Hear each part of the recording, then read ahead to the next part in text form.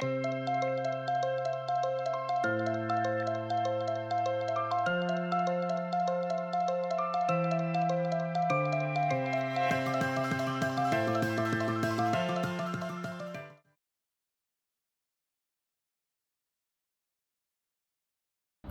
казахстанцы, нас с детства воспитывали и учили уважать старших.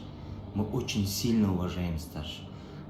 Я всегда помню, что вперед себя я должен всегда в любое здание пропустить старших.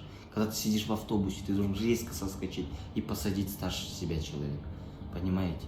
Мы даже ждем своих старших братьев, пока они не женятся. Только после этого можем жениться.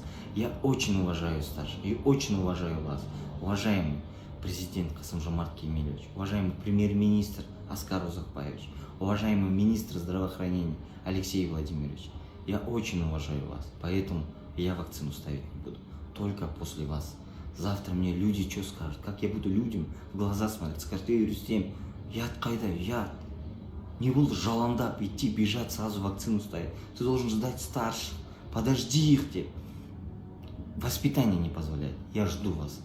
Ағаларым аман болсын.